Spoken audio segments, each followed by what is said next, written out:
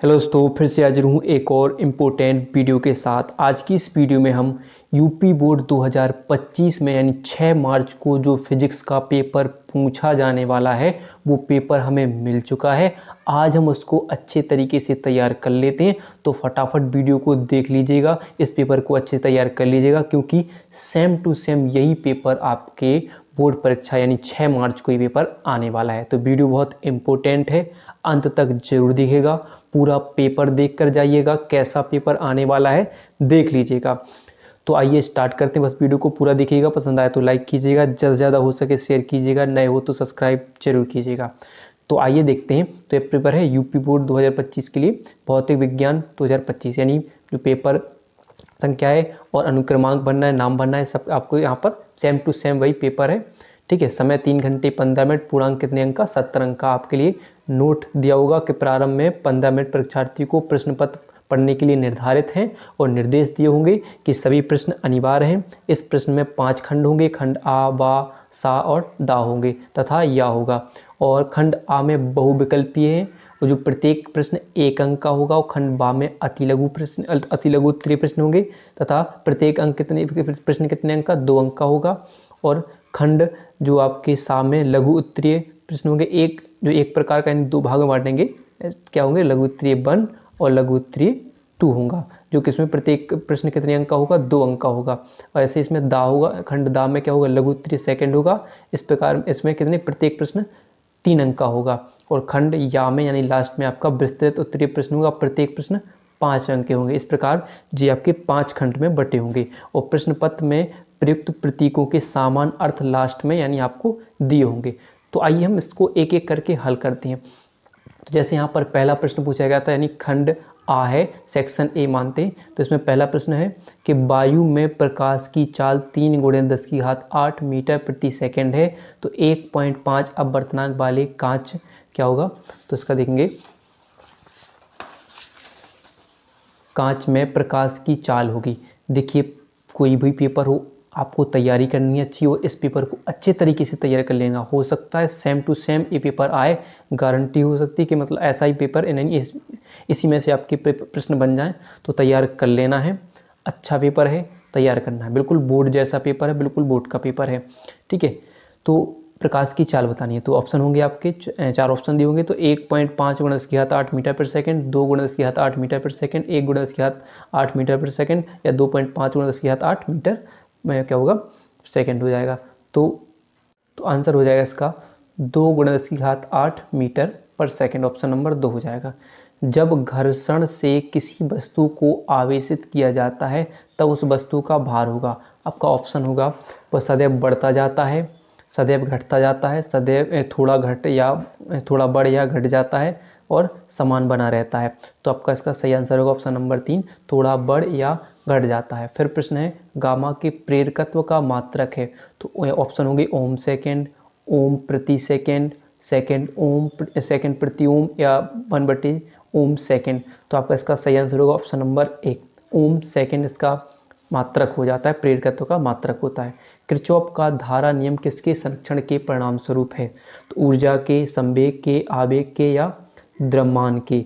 तो सही आंसर होगा आवेश के संरक्षण को परिणाम स्वरूप होता है। फिर क्वेश्चन है युग्म उत्पादन के लिए गामा फोटोन की न्यूनतम ऊर्जा है।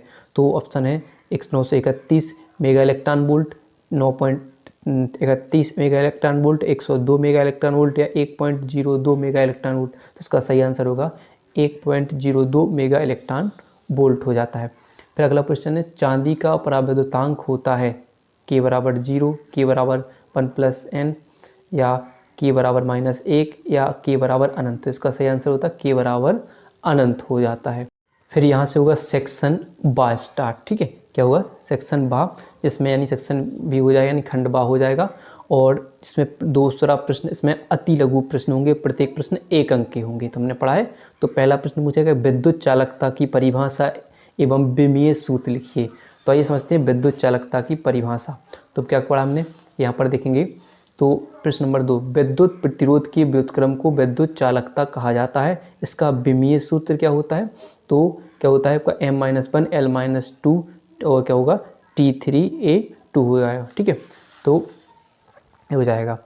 तो इसका परिभाषा और विमीय सूत्र लिखा जाएगा। फिर क्या है, रेखीय आवेश घनत्व से आप क्या समझते हैं? तो क्या होती है रेखीय आवेश घनत्व? क्या होता है कि आवेश जब मान लो कोई एक कोई चालक तार है, और इस चालक तार पर कोई आवेश समान रूप से वितरित हो तो वही क्या कहा जाता है, रेखीय आवेश घनत्व कहा जाता है। कि जब आवेश समान रूप से एक रेखा पर वितरित होता है तो इसे रैखिक आवेश घनत्व कहा जाता है। ठीक है, और इसे लैम्डा से प्रदर्शित करते हैं, यानी एकांक लंबाई के तार पर वितरित आवेश को रेखीय आवेश घनत्व कहा जाता है।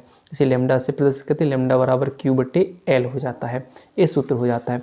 फिर देखिए अगला क्वेश्चन है कि आइंस्टीन का प्रकाश वैद्युत समीकरण लिखिए। तो देखिए आइंस्टीन का प्रकाश वैद्युत समीकरण इंपॉर्टेंट प्रश्न है, पेपर में भी कई बार पूछा चुका है। तो आइंस्टीन का प्रकाश वैद्युत समीकरण क्या होता है, 1/2 क्या होता है, 1/2 mv² मैक्सिमम बराबर h new minus mu zero, जहाँ v मैक्सिमम क्या होता है, फोटोन इलेक्ट्रॉन की अधिकतम गतिज ऊर्जा, और न्यू क्या होती है, जो होती है न्यू क्या होती है, फोटोन की आवृत्ति होती है, न्यू जीरो क्या होती है, न्यू जीरो दहली आवृत्ति होती है, और h प्लांक नियतांक होता है। पेपर में ऐसा लिखना होगा जब एक अंक का पूछा जाएगा, इसके जो मान, जो यहाँ पर जो मान दिए हैं उनको सबको दर्शाना होगा कि कौन क्या है। ठीक है, फिर देखिए अगला है कि सेल के आंतरिक प्रतिरोध से आप क्या समझते हैं? इसको आप बिल्कुल इम्पोर्टेंट रख लीजिए, ये आने वाला है पेपर में। ठीक है, फिर कि सेल का आंतरिक प्रतिरोध से आप क्या समझते हैं? तो सेल का आंतरिक प्रतिरोध क्या होता है, तो यहाँ पर देख सकते हैं कि सेल के दोनों प्लेटों के बीच सेल के आंतरिक वैद्युत धारा के प्रवाह में धारा आयनों द्वारा उत्पन्न अवरोध को सेल का आंतरिक प्रतिरोध कहते हैं। क्या हो जाएगा, सेल के दोनों प्लेटों के बीच सेल के आंतरिक वैद्युत धारा के प्रवाह में धारा आयनों द्वारा उत्पन्न अवरोध को सेल का आंतरिक प्रतिरोध कहते हैं, याद रखना है। फिर प्रश्न पूछा कि अन्योन्य प्रेरण गुणांक की परिभाषा दीजिए। अन्योन्य प्रेरण गुणांक क्या होता है? तो देख सकते हैं कि अन्योन्य प्रेरण क्या होगा कि देखिए किन्हीं दो कुंडलियों के बीच अन्योन्य प्रेरण गुणांक अथवा अन्योन्य प्रेरकत्व संख्यात्मक रूप से किसी एक कुंडली में चुंबकीय फ्लक्स ग्रंथिकाओं की संख्या के बराबर होता है, जबकि दूसरी कुंडली में 1 एम्पीयर की विद्युत धारा प्रवाहित हो रही है। तो मात्रा क्या होता है इसका, हेनरी या वोल्ट सेकेंड में व्यय होता है, वोल्ट सेकेंड प्रति एम्पियर। विमा होगी ml² T-2 हो जाती है, इसकी विमा हो जाती है। फिर अगला प्रश्न देख लीजिए, अगला प्रश्न आएगा किसी पतले प्रिज्म द्वारा उत्पन्न विचलन कोण का सूत्र लिखिए। तो विचलन कोण का सूत्र क्या हो जाएगा, तो यहाँ पर देख सकते हैं कि न्यूनतम विचलन कोण के डेल्टा m बराबर n-1 a हो जाएगा। a क्या होगा, प्रिज्म कोण, और जो डेल्टा m क्या होगा, न्यूनतम विचलन कोण, और n क्या होगा, प्रिज्म के पदार्थ का अपवर्तनांक हो जाएगा। हर एक प्रश्न में आपको ये दर्शाना होगा कि कौन क्या है, जब भी आप फॉर्मूला लिखो कोई तो दर्शाना होगा। फिर आपका खंड सा चालू होता है, यहाँ पर क्या होता है, खंड सा, और खंड सा यानी सेक्शन सी चालू होगा, इसमें प्रश्न नंबर 3, और प्रत्येक प्रश्न यानी यहाँ पर आपके से पढ़ा था कि यहाँ पर होंगे लघु उत्तरीय प्रश्न, और ये लघु उत्तरीय प्रश्न फर्स्ट 2 भाग में बटे होंगे। सबसे ज़्यादा लघु उत्तरीय प्रश्नों को तैयार करना, क्योंकि सबसे ज़्यादा लघु उत्तरीय प्रश्न जैसा बोर्ड का पेपर होता है सेम टू सेम ये पेपर है, तो तैयार करना है, बिल्कुल ऐसा ही बनेगा पेपर, बिल्कुल सेम टू सेम 100% गारंटी वाला है, ऐसा ही बनेगा। तो देखिए जो प्रश्न है आपका, प्रश्न क्या है कि एक तार में 5 एम्पियर की धारा बह रही है, तार की अनुप्रस्थ काट से प्रति मिनट कितने इलेक्ट्रॉन गुजरते हैं? आइए सवाल सॉल्व करते हैं। तो समझते हैं, जैसे क्या दे रहे हैं, काकू हमें उत्तर लिख रहे हैं। तो क्या हो जाएगा, एक तार में 5 एम्पियर की धारा बह रही है, यानी आई कितना है, 5 एम्पियर। ठीक है, और तार की अनुप्रस्थ काट से प्रति मिनट कितने इलेक्ट्रॉन गुजरते हैं, यानी टी, प्रति मिनट कितने, प्रति मिनट मतलब 1 मिनट, जब भी बोलें प्रति मिनट तो 1 मिनट, यानी इसको अपन बनाएंगे सेकंड में, तो 60 से क्या करेंगे, गुणा करेंगे, तो ये क्या हो जाएगा 60 सेकंड, यानी से निकल आएगा 60 सेकंड होकर आ जाएगा। और क्या ज्ञात करना है, कितने इलेक्ट्रॉन यानी n ज्ञात करना है। तो आपने एक फॉर्मूला पढ़ा होगा Q बराबर NE, हमें n निकालना है तो Q/E हो जाएगा, यानी आपने एक चीज़ और पढ़ी होगी Q बराबर IT, क्योंकि हमें यहाँ पर Q तो दिया नहीं है तो इसकी जगह क्या होता है IT हो जाएगा। तो हम क्या लिखेंगे, फॉर्मूले में लिख देंगे, तो n बराबर IT/E, किसकी जगह, Q की जगह लिख देंगे।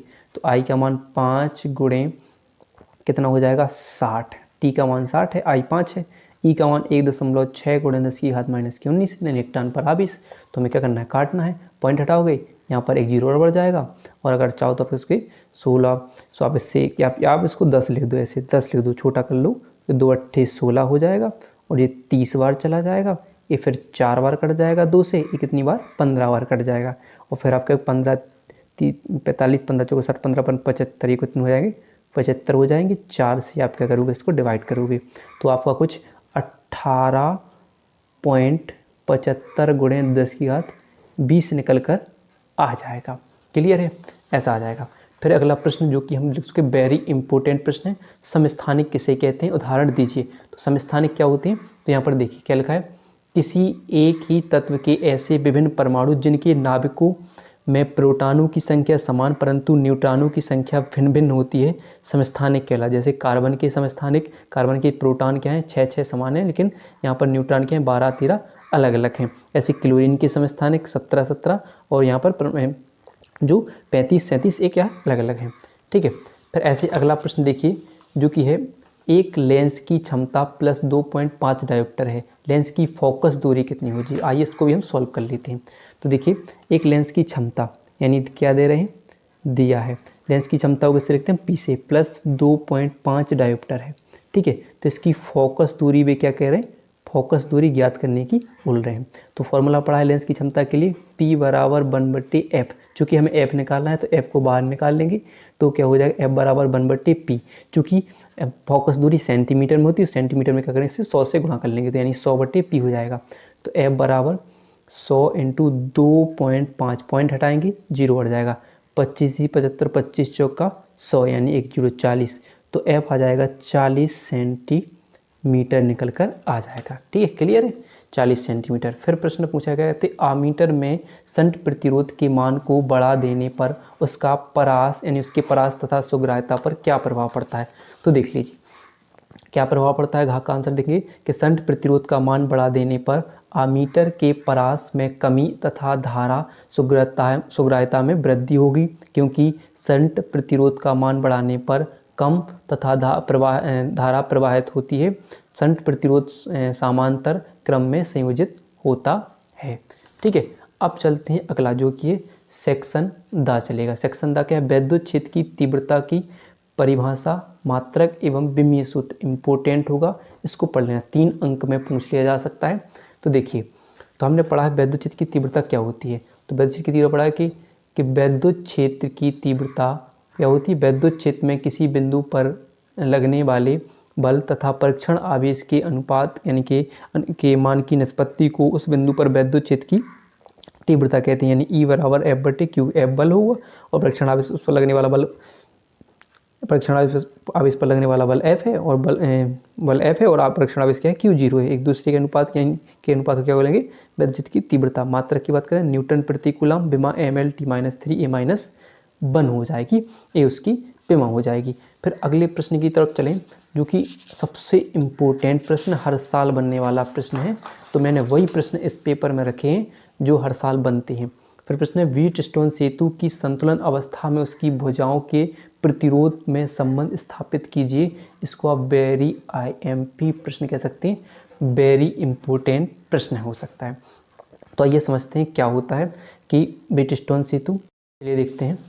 तो मैंने यहाँ पर एक डायग्राम बनाया हुआ है जिससे हम भाषा को समझते हैं। पहले जानते हैं प्रतिरोध क्या होता है, व्हीटस्टोन सेतु किस लिए काम आता है। तो एक ऐसी युक्ति है जिसकी सहायता से अज्ञात प्रतिरोध को ज्ञात किया जाता है। तो अभी हमें क्या करना है, इसकी व्यवस्था का वर्णन करना है, तो इसके चित्र से समझते हैं।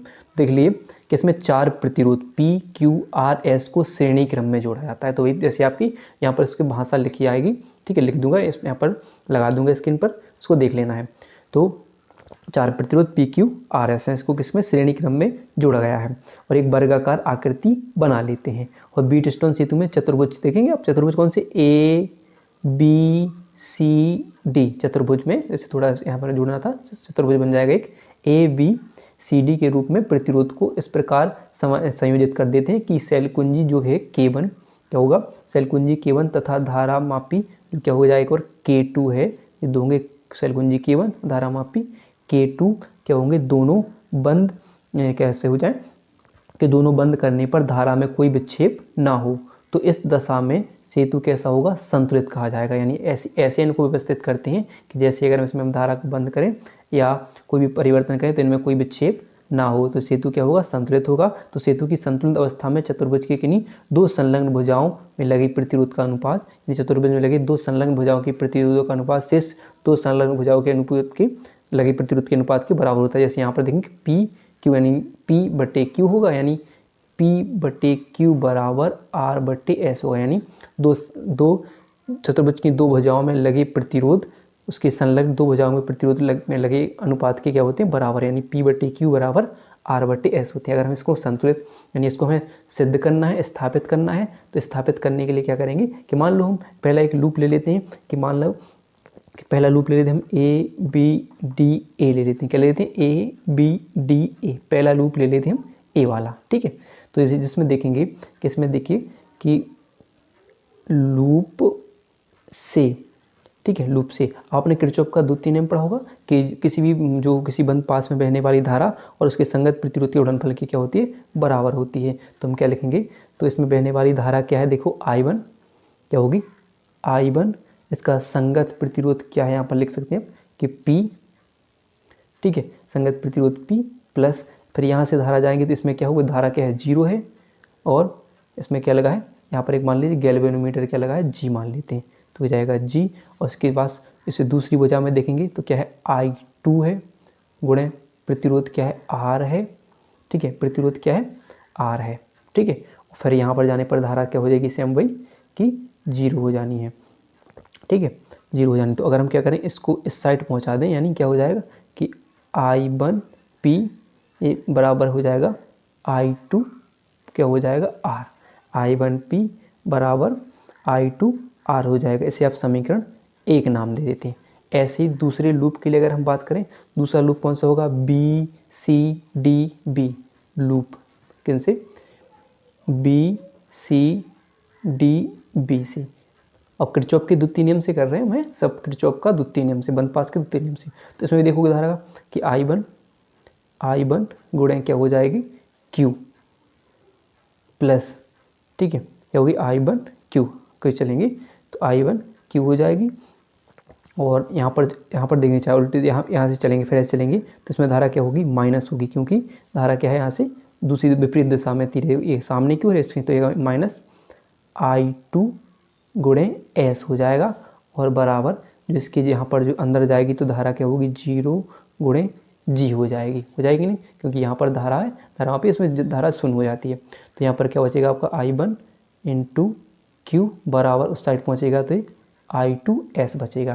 तो हम क्या है, इस समीकरण 2 नाम देते हैं। हम क्या करें कि अब समीकरण 1 में समीकरण 2 से भाग देने पर, ठीक है, भाग करने पर आप लिखना अच्छे तरीके से, तो क्या हो जाएगा, I1P बराबर क्या हो जाएगा, I2R बटे I1Q बराबर I2S, यानी साम, तो I1 से I1 कट जाएगा, I2 से I2, यानी P बटे Q बराबर R बटे S निकल कर आ जाएगा, ठीक है। तो इसको आप सिद्ध कर सकते हो। तो चलते हैं अब अगले प्रश्न की तरफ। अगला प्रश्न है, देखेंगे कि व्हीटस्टोन से दिवस है, संपोषी तथा विनाशी व्यतिकरण से आप क्या तात्पर्य। बहुत ही इंपॉर्टेंट प्रश्न है।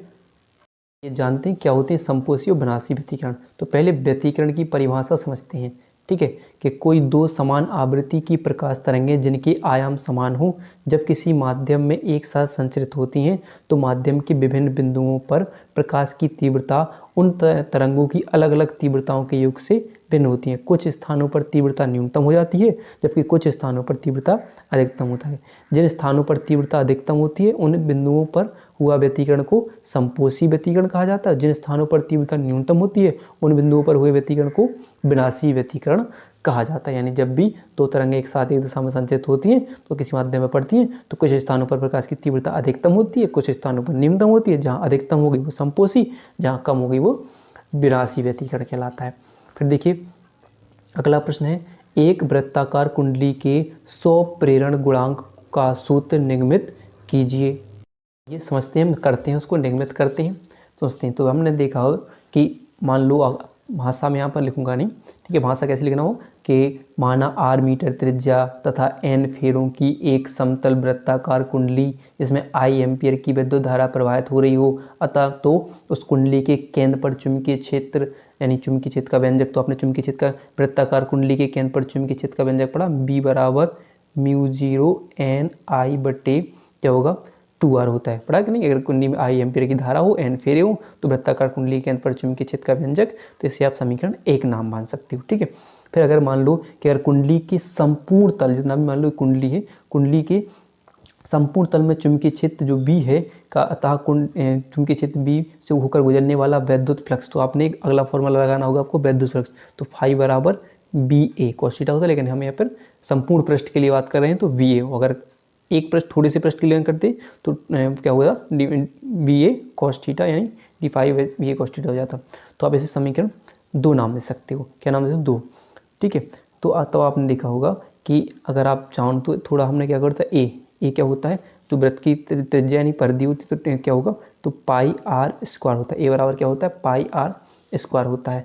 तो आप चाहो तो इसकी जगह पर रख सकते हैं, यानी हम समीकरण 1 और समीकरण 2 को लिखें तो क्या हो जाएगा, तो आपका फॉर्मूला हो जाएगा क्या कि फाई बराबर बी की जगह हम क्या लिखेंगे म्यू 0 n I बटे 2r into pi are square हो जाएगा, क्या हो जाएगा पाई आर स्क्वायर हो जाएगा। यानी अगर हम इन सबको मिलाकर लिख दें तो क्या हो जाएगा, कैसा हो जाएगा आपका कि फाई बराबर म्यू 0 n या फिर n, या फिर आप चल पहले पाई लिख सकते हो कि पाई n I r स्क्वायर बटे 2r, एक r से इसमें से एक r कैंसिल हो जाएगा, तो फाई बराबर म्यू 0 पाई n I बचेगा बटे 2 बचेगा। चूँकि हमने एक कुंडली के स्वप्रेरण गुणांक की परिभाषा पढ़ी है कि L बराबर होता है n फाई बटे क्या होता है I होता है इस कुंडली के स्वप्रेरण गुणांक से, तब क्या होगा, तो हम यहाँ पर ठीक है, तो हम क्या करेंगे कि इस फाई की जगह क्या रखेंगे, हम इस फाई की जगह क्या रख देंगे, सब रख देंगे, तो क्या होगा L बराबर n और एक n है, एक n है तो n का स्क्वायर हो जाएगा, n स्क्वायर इंटू क्या हो जाएगा आपका, क्या हो जाएगा इंटू क्या होगा म्यू 0 पाई और I से I कैंसिल हो जाएगा, ठीक है, I से I कैंसिल हो जाएगा, ठीक है, 2 तो आपका I से I कैंसिल हो जाएगा, जब मान रखेंगे तो बच्चे में क्या बचेगा 2 बचेगा, तो क्या हो जाएगा आपका फॉर्मूला कि n स्क्वायर हो जाएगा म्यू 0 पाई और एक r बचा था, सॉरी इसमें क्या बचा था एक r, तो यहाँ पर एक r हो जाएगा, यानी ये फॉर्मूला आपका निकल कर आ जाएगा, ठीक है। अगला प्रश्न देख लीजिए, अगला प्रश्न है कि प्रकाश वैद्युत उत्सर्जन के नियम लिखिए। इंपॉर्टेंट प्रश्न है, प्रकाश वैद्युत उत्सर्जन, तो लिखा है कि आइंस्टीन ने प्रकाश वैद्युत प्रभाव की व्याख्या प्रकाश की क्वांटम प्रकृति के आधार पर की थी। आइंस्टीन के अनुसार जब फोटोन किसी धातु की सतह पर आपतित होते हैं तो एक फोटोन एक इलेक्ट्रॉन से, यानी कोई फोटोन किसी धातु की सतह पर आपतित होते हैं तो एक फोटोन केवल एक इलेक्ट्रॉन से अनुक्रिया करता है और उसमें उपस्थित मुक्त इलेक्ट्रॉन फोटोन की संपूर्ण ऊर्जा को पूर्ण रूप से अवशोषित कर लेते हैं। जो भी फोटोन की यानी इलेक्ट्रॉन जो मुक्त हो रहे हैं तो इलेक्ट्रॉन फोटोन की संपूर्ण ऊर्जा को अवशोषित कर लेते हैं, और यह ऊर्जा कितने रूप में प्रयुक्त होती है 2। तो क्या लगभग होती है मुक्त इलेक्ट्रॉनों को धातु की सतह से बाहर निकालने के में कार्यफलन के रूप में, यानी W बराबर क्या होगा H न्यू 0 के रूप में, और शेष ऊर्जा गतिज ऊर्जा के रूप में मुक्त होती है, नियम होता है, इसको समझ सकते हैं। फिर अब देखिए आगे जो प्रश्न बताने वाला हूँ, यानी अगला प्रश्न नंबर 5 होगा, ये भी प्रश्न नंबर 3 के यानी प्रश्न 3 के होंगे जिनको आपको अच्छे तरीके से तैयार कर लेना है। इन प्रश्नों को नोट कर लीजिए। विद्युत संबंधी किरचॉफ के दोनों नियम, धारा और बंद पास का नियम, दोनों नियम पढ़ना है। कि पहला नियम पढ़ा है कि किसी भी संधि पर मिलने वाली समस्त धाराओं का बीजगणितीय योग, यानी किसी विद्युत परिपथ में किसी भी संधि पर मिलने वाली समस्त धाराओं का बीजगणितीय योग क्या होता है शून्य, जिसे हम धारा नियम कह लेते हैं। दूसरा क्या पढ़ा हमने कि किसी भी बंद पास में बहने वाली धारा उसका संगत प्रतिरोध का बीजगणितीय गुणनफल उसके बंद पास में लगे विद्युत भागबल के बीजगणितीय योग के बराबर होता है, यानी सिग्मा आई आर बराबर सिग्मा ई होता है, ठीक है। ये दोनों नियम। फिर लेंस द्वारा प्रकाश के अपवर्तन के लिए न्यूटन का सूत्र यानी एक्स एक्स डैश और एफ एफ डैश आपको स्थापित करना है, वेरी इंपॉर्टेंट डेरिवेशन है।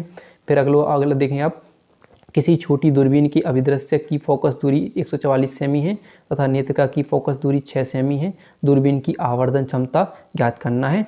इम्पोर्टेंट न्यूमेरिकल है, इससे जरूर बनेंगे। फिर आपको इसको नोट करना है, गोलीय संधारित्र की धारिता यानी गोलीय संधारित्र की धारिता का व्यंजक स्थापित करना है। इम्पोर्टेंट प्रश्न है। फिर अगला है, 1 वोल्ट मीटर का प्रतिरोध 5000 ओम है, इसकी माप सीमा को 20 गुना बढ़ा देने के लिए इसमें क्या परिवर्तन करना चाहिए, इसको तैयार करना है। ये सब न्यूमेरिकल है, मैंने बनाए हुए हैं। इनको अगली वीडियो में मैं क्या करूँगा, सिद्ध करा दूंगा। यानी नोट कर लेना, बस आपको पहले नोट करके देखना है एक बार, फिर मैं नोट करा इनको सॉल्व करा दूंगा। लेंज का नियम लिखिए तथा क्या यह ऊर्जा संरक्षण के सिद्धांत पर कार्य करता है। इम्पोर्टेंट है, ठीक है, 5 अंक में पूछ लिया जाएगा, ठीक है। फिर देखिए अगला है, या फिर प्रत्यावर्ती धारा जनित के सिद्धांत और कार्य प्रणाली को समझिए। इंपोर्टेंट है, इसको समझना है। फिर यह देखिए, बोर मॉडल परिकल्पना लिखिए तथा सिद्ध कीजिए कि एनवी कक्षा की त्रिज्या एन स्क्वायर के समानुपाती होता है। या देखेंगे कि हाइड्रोजन स्पेक्ट्रम की लाइमन श्रेणी की प्रथम रेखा की संगत तरंगदैर्घ्य ज्ञात कीजिए। हाइड्रोजन स्पेक्ट्रम आपको अच्छे तरीके से तैयार करना है, क्योंकि पेपर में हर साल इससे एक ना एक प्रश्न बनेगा, इसको तैयार करना है। फिर देखिए, परिमित लंबाई की ऋजु रेखीय धारा चालक के कारण उत्पन्न चुंबकीय क्षेत्र का व्यंजक ज्ञात करना है। इम्पोर्टेंट है, तैयार करना है। मैं जो प्रश्न बताने वाला हूँ इनको तैयार कीजिएगा, क्योंकि पेपर का सवाल यानी परीक्षा का सवाल पेपर में जरूर बनेंगे इनसे, यानी इन टॉपिकों से भी बन सकते हैं, इनके टॉपिक भी। अलग ही हाइगेंस के तरंग सिद्धांत क्या होगा, हाइगेंस का तरंग सिद्धांत क्या है, इस सिद्धांत का उपयोग करते हुए प्रकाश के अपवर्तन का स्नेल का नियम स्पष्ट कीजिए। यानी आपको प्रकाश का परावर्तन अपवर्तन अपवर्तन स्नेल के हाइगेंस के सिद्धांत के आधार पर सिद्ध करना है। फिर एक सवाल है, 1.94 हेनरी प्रेरकत्व 10 माइक्रोफैरड संधारित्र तथा 25 ओम प्रतिरोधक एक प्रत्यावर्ती स्रोत V बराबर साइन 100t वोल्ट के साथ श्रेणी क्रम में जोड़े गए हैं।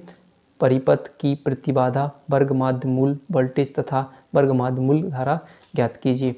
इम्पोर्टेंट है, इसको तैयार करना। फिर लास्ट में क्या होगा, आपको एक और प्रश्न जो लास्ट चैप्टर से आपका पूछा जाएगा, जो कि है देखिए, ट्रांसफार्मर का सिद्धांत, उच्चई ट्रांसफर अपचयी ट्रांसफर, ट्रांसफार्मर को लिखित कीजिए, ठीक है। और 2 प्रश्न मैं जो अलग से बताने वाला हूँ, अगर हो सके यहाँ पर पूछा जाएगा तो पीएन संधि डायोड अग्र अभिनत और पश्च अभिनत या बनेगा पीएन संधि डायोड पूर्ण तरंग दिष्टकारी और अर्ध तरंग दिष्टकारी, जिनको तैयार करना है इस चैप्टर से अगला क्वेश्चन आपको यहाँ पर इस नंबर पर देखने के लिए मिल जाएगा।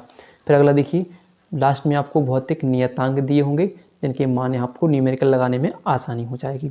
तो वीडियो पसंद आई हो तो वीडियो को लाइक और चैनल को सब्सक्राइब करना ना भूलिएगा।